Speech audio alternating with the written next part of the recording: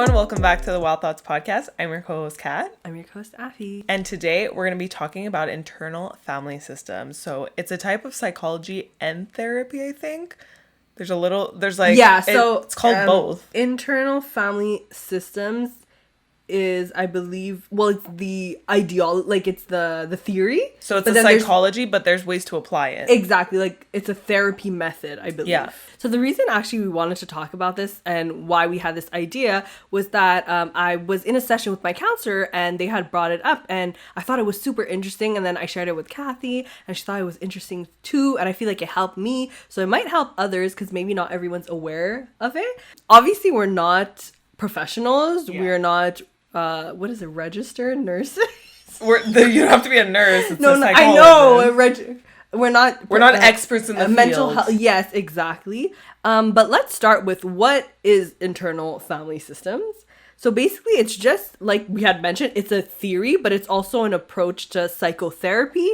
And what it means is basically you identify and address the multiple personalities that you have. So it's not in a way, the lady had said that in the video, it's not that we have multiple personalities in the term of like disorder. Yeah. It's more that we have our core self, but around our core self we have different facets about ourselves. Different parts of you. Exactly, different parts. These parts include, for example, there are 3 major parts. So there are the managers, there are the firefighters, and there are the exiles. And we're going to go into like what each of that kind of means. But you can probably find more with concrete examples. It'll make you understand. But we have some examples here. So we'll go into that. Basically, you can think of it as like your higher self, your pure self, your best self. But you get to that through understanding your other personalities. We're approaching it not as a whole. Like, you know how you think, okay, you're one whole person, but you have a whole, but you have different parts, which I already said. So they make up the whole. Identifying these parts and aspects of ourselves that we struggle with, they just make us understand each part of ourselves better. And it just allows us to evaluate in an outside perspective rather than being... Because if you're inside of it, you won't actually like dissect each part, you know? You can't think of it in objective... Like you yourself? Yeah, exactly. So that's why you kind of... Understanding the parts of yourself will help you become better at finding your inner self, if that makes sense. Yeah, I was also reading that like this type of therapy... The therapist is there to help you find these inner parts rather than just let you talk and figure it out. Like they actually pinpoint actively, stuff and help give you cues so that you can start and identify it. Exactly. Something funny that it actually really helps. And it's my counselor had done another process with me where it's basically you disassociate for example, if you're angry one day because someone did something and I don't know, like you get angry and you yell or you break something. You know, you think like, oh, I'm a bad person because I'm always angry. But then like they teach you to disassociate your feeling from who you are. Like just because you did something that made you angry doesn't make you an angry person all the time. And that actually helps you become calm in the moment. Like let's say you're trying and now that you like talk it out and say it out loud, next time you get angry, like that happened to me once and I was able to tell myself I feel anger, but I am not angry. Like I'm not the emotion itself. Yeah. And it sounds like, okay, that's so simple. How can that help? But it makes sense. So this is kind of the same process. It's basically disassociating. When you look at your parts, you disassociate them from you just being those bad parts, if that makes sense. That's kind of like when people say like, oh, they did something bad, but it doesn't mean they're a bad person. Exactly. And this is just like a deeper look into that, I think. Another example, because it is kind of a complex thing if you don't really know about it. Even me, I kind of only learned the surface at the beginning. So that's why we're giving examples. But another example would be like, so different parts of yourself will come up front at different moments, right? Like that's why the parts managers, firefighters, exiles, they come out at different parts. An example would be, let's say a part of you wants to go for a promotion, but another part of you wants to turn it down and pushes you to stay invisible. Like it's kind of like almost the angel, okay, not the angel and devil because it's more like religious. But yeah, it's like you have that fear, let's say, but that's a part of you. It's like, for example, maybe your manager who's trying to protect you from getting hurt or getting rejected. It's like manager, not in the work sense, in the IFS sorry. Yes, in the IFS ideology concept, or that's what we're talking about, like the manager, the exiles. It's not your actual work manager. It's because you were saying promotion. So I was talking about work. Yeah, exactly. So the way she made me also understand, like, she gave names, like actual like human names to each of the parts. Like, for example, I don't know, oh, like, let's say I feel guilty about something or I feel bad. She's like, oh, that's Sarah taking over. But it's like, I don't know, it's the manager side of me taking over to, like, you know, so it's funny when you put names to it. It actually makes you be like, it makes you accept them. Like, you don't look at it as something to fix. Because the whole concept too is to understand is that they're not bad. None of these parts are bad. They're just a part of you. And you understanding it can just help you come to, like, understanding it just makes you become more aware and, like, be at peace with it and accept yourself fully, but not in a bad way. But as we mentioned before, there are 3 basically parts, and these 3 parts have names. So first you have, as we mentioned many times, the managers. Basically the managers are there to take out any, like, unwanted or counterproductive, like, interactions, emotions, or experiences that can result from external factors or, like, environmental factors, and, like, that can trigger you based off environmental things.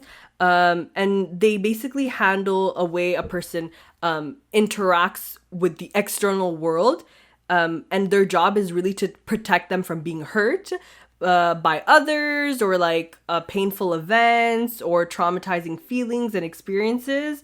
And an example, like a really simple example, could be with perfectionism. So that could have maybe like a deeper meaning and could be your manager's side, because you don't want to be making mistakes, or maybe you had trauma in the past from like you had trauma in the past where, like, I don't know, you were a child and you got punished from making mistakes because you did this wrong. So now as your elder self, you've become a perfectionist because you're trying to protect yourself from feeling that trauma again. So that's kind of the manager role, if that makes sense, because it becomes complicated with the words and stuff and the psychology of it, but it's basically that. So now that you can think of it like that, you're like, oh, that's why I'm a perfectionist, that's why I do that, or that's why I'm so hard on myself. It's really so that you don't have those traumatizing feelings. So that's the reason why this is therapy, right? Because at the end of the day, it's all trauma related. So that's why it makes sense. And now, secondly, so exiles, they're most often like in a state of pain or trauma, which can result from like childhood or other experiences. Secondly, exiles are basically the trauma themselves. So they're like the feelings of pain, fear, that come from childhood. It could be shame, guilt. And so the exile, you can think of it kind of in the center in a way. And the managers and the firefighters are what try to pull you away from your trauma, basically, but in different ways. And so then thirdly comes the firefighters. And the firefighters, you can think of them almost like a manager, but in the devilish way. It's like the good and the bad on your shoulder.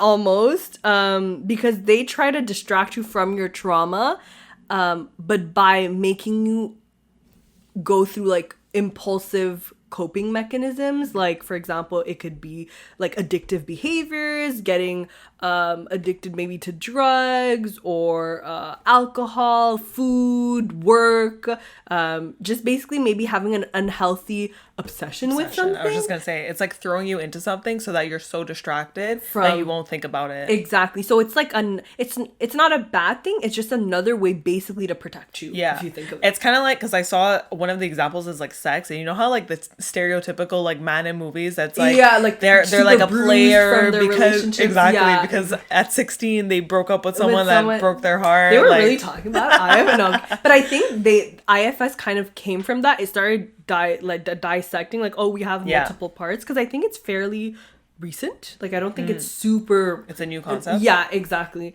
But hopefully that made sense. Please be kind, because this is still like you said, we're not professionals, but we thought it was really interesting. So those are basically for the three major parts, and that's one of the main things in the IFS model.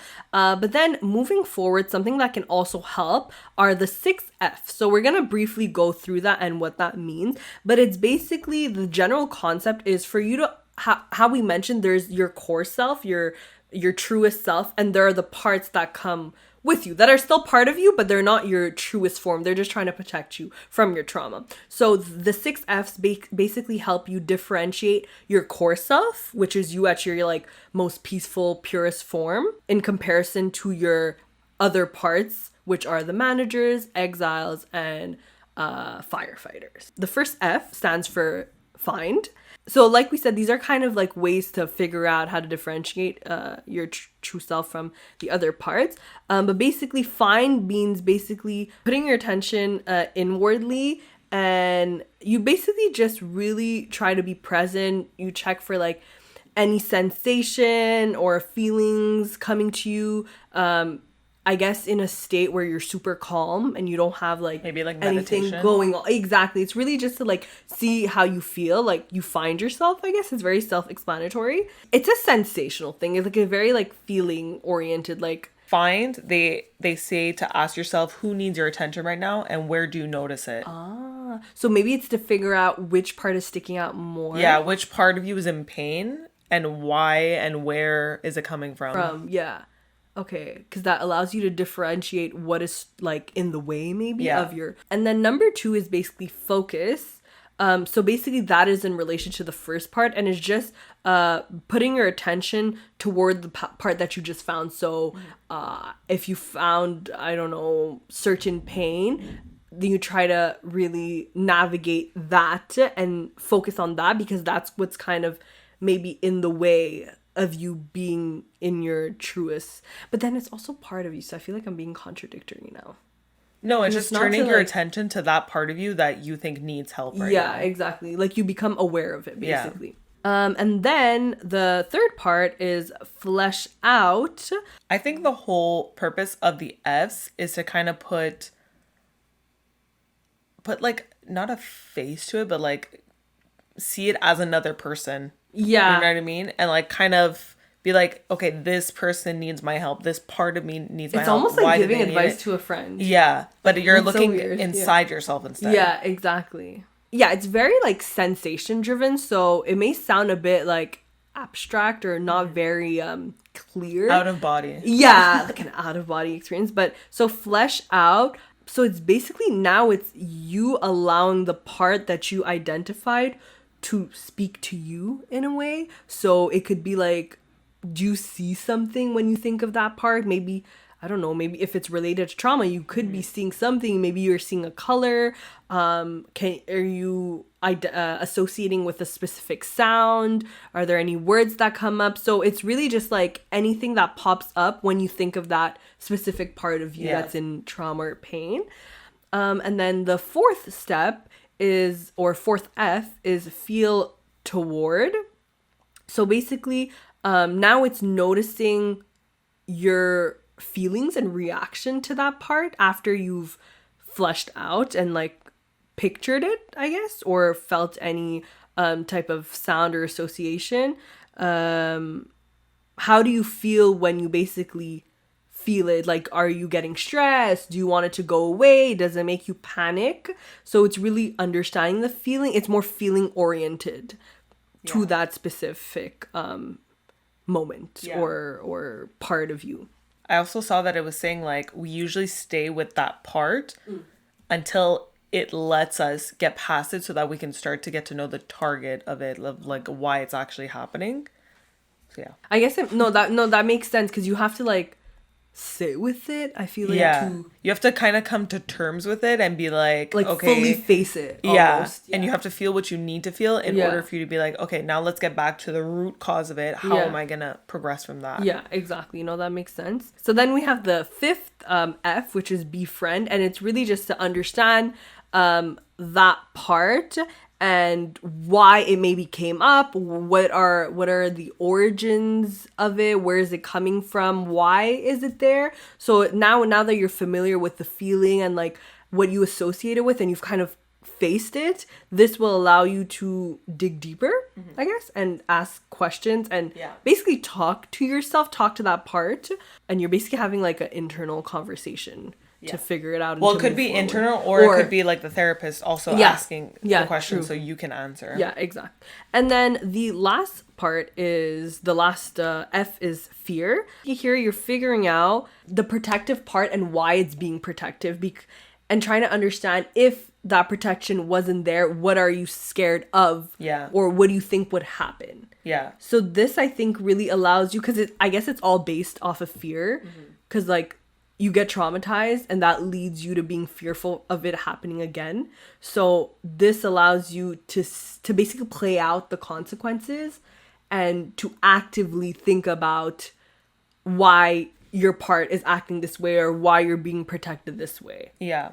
It also says here, like, once all these steps are completed, like, you'll have a statement after to be like, okay, this is what I'm feeling. Like, so some examples: if I stop feeling anxious, I'm afraid the suicidal part will take over. Or if I stop feeling anxious, I'm afraid Jane will feel all alone and worthless. Like, it's like, if this stops, then this will happen. And that's kind of like the underlying subconscious thought that you have that you're trying to get to in order for you to start treating it. Yeah, like it's almost a distraction, I guess. Now, just to understand like how you can use IFS therapy and what it can help you with.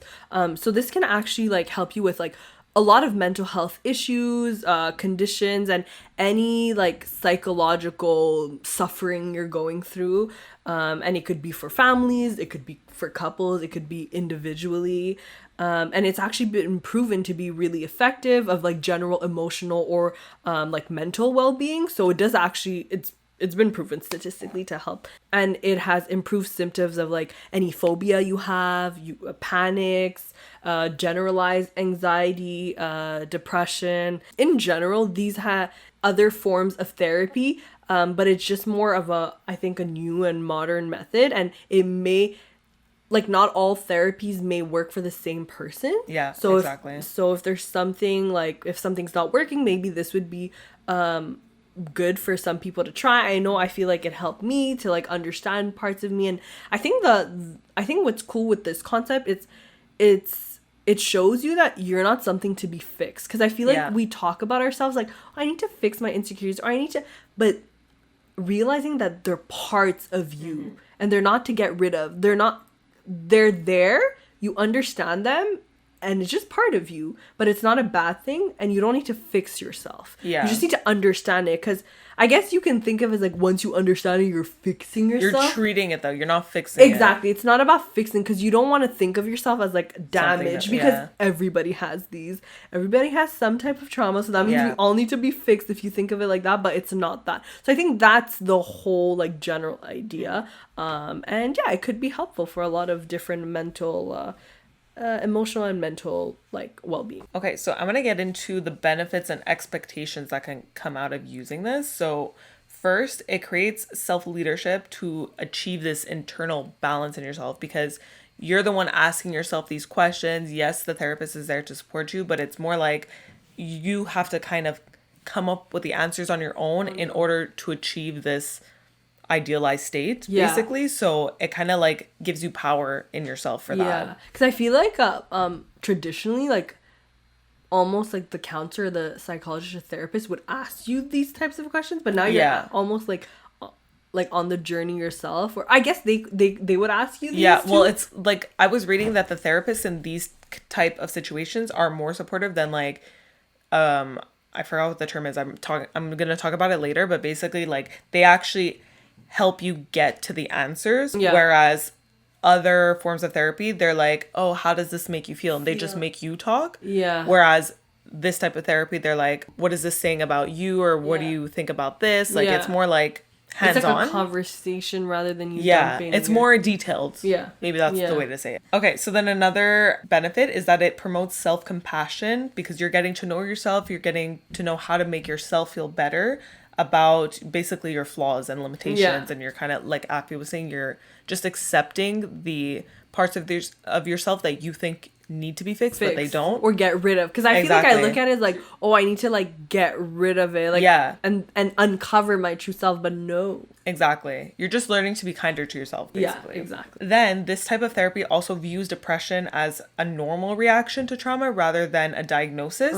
So other forms of therapy, they treat it as something that needs to be fixed. Yeah, exactly, or like an abnormality or something. But this is like, yes, if you went through this type of trauma, depression is a common reaction. You know what I mean? And then it also prepares you for emotional difficulty in the future because, again, you learn to catch yourself and like to kind of mend that trauma that might occur. Yeah. And I feel like you can apply this in any situation that you're with. Like, it's not like for this specific situation. You'll know, like, you can use this for your whole life. Yeah, exactly. Okay, so now I'll get into how is it different from other types of therapies. First point, it emphasizes your natural range of mind. So it's like, again, you're really self-reflecting and like getting into your inner thoughts, really looking at yourself, and like, because you're asking yourself so many questions and like all these questions, and it can come up frequently. Yeah. Because you have different parts of yourself that might like be causing trauma. You're really getting to know yourself and getting to know your inner thoughts, exploring your emotions and how you can express yourself and all that stuff. Yeah. It's also less solution focused because it's more about developing your inner self and becoming a self leader so that more disordered thoughts and behaviors will naturally decrease. Okay, yeah. So it's like a long-term solution. Yeah, because because I guess if I'm saying it's solution based, that's like saying we're fixing it, and so it's more about like thinking about the long term and like you not having these thoughts at all. So it's about like teaching yourself and learning how to stop this kind of behavior. Yeah. So then I have two examples of different types of therapy. So first example is cognitive behavioral therapy. So this focuses on changing someone's thoughts to change their moods and behavior. But for IFS, it's focused on understanding where the thought is coming from first to access the wounded part that is causing these distressing thoughts. I feel like I read that it basically works like opposite way of like traditional therapy. Like it goes, I guess, to the problem, not the trauma, or like, anyways. It finds the problem first and then be like, okay, let's understand why this is happening first before we start mending your behaviors. Exactly, versus this type of therapy, it's like right away, well, why are you thinking that way? You shouldn't be thinking that way. So it's more of a cascading effect where like to change this, we first have to heal this. Whereas the other type of therapy is more like, let's just heal this. Okay, so then the second example is person-centered therapy, which focuses on your ability to self-actualize, to grow, and to change. This works best for people with anxiety and depression, but only if they really want to change. So the difference is that the therapist waits, here's what I was saying, it waits for the client to talk, whereas IFS, the therapist helps the client make the connection. Yes. So like it's not just like waiting, exactly. It's not just waiting about like, okay, just tell me how you feel. Yeah. Or it's like, more like, okay, let's get down to the bottom of this. What's happening here? And it asks you questions, and then you're able to like connect everything. Exactly. It goes with the 6 Fs. Yeah, exactly. Yes. Okay, so then to end this off, we have a few examples of what exercises you can do to start working on your inner self. So, well, first of all, go see a therapist. Yes, and not us. But the thing is, because this is so recent, like Afi was saying, you have to find a therapist that actually knows this type of therapy and can like and believes in it, because maybe some people are like, oh, I don't really feel like this works. Like, you don't know, right? Everyone has a different way for that was like a number one point when I was researching. Everyone's like, first find a therapist that actually does, because like I feel like some people might say, oh yeah, I know how to do this, and then they'll give you a different type of therapy. So just make sure you're going to a therapist that knows what they're doing. Exactly. And actually, if you want to maybe read about it, my counselor had suggested a book about this. It's called, I think, I'll double check, but it should be called No Bad Parts. Oh. Yeah. Okay, so I like that. Maybe if you want to learn more about it, they had suggested it to me, and and it seemed interesting, so. Okay, we'll link it below. Yes.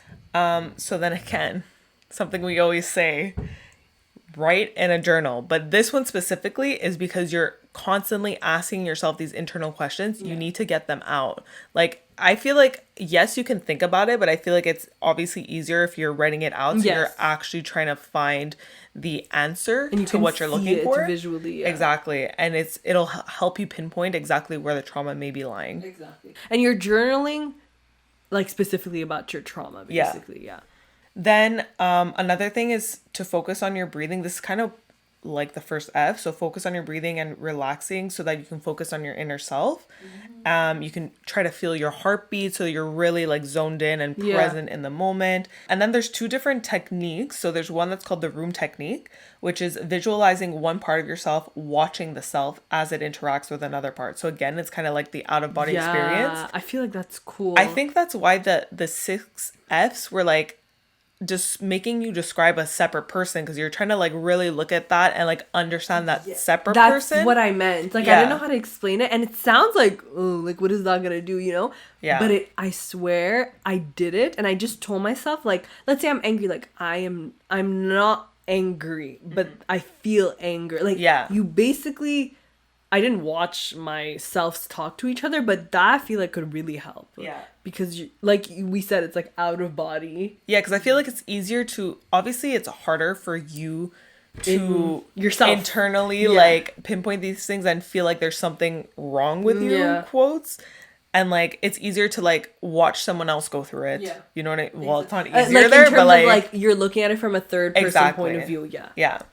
And then there's something called the mountain/path exercise. So that's visualizing walking along a path and like moving your real body and then paying attention to your thoughts, your feelings, and your sensations that arise.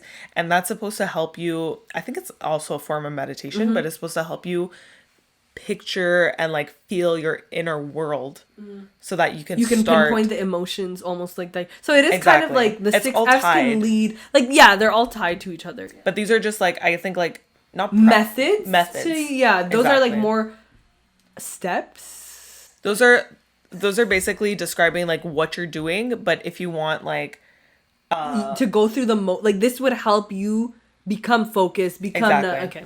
We hope this was clear. Sorry if it was a little it's a little messy. Complicated, this topic. I think we really enjoy, like when we talked about the topic, it was we really enjoyed it, but it is very complex. Obviously it's therapy and psychology, which we are not trained or certified. This is all our interpretation from the research that we've done. Exactly. So we could be wrong on some things, and maybe it's not super precise. Exactly. If we're wrong and you're like an actual psychologist, please message us. This is our understanding of it. And then we're gonna like do an edit on the podcast or something. Our intention was really just to make people aware of this type of therapy so that they could look into it and just to learn about it. So I think that was more the intention than to like really dive deep into everything. But anyways, we hope you still enjoyed the episode, and it was a bit different from what we usually do. But let us know if you understood it, if you thought it was interesting,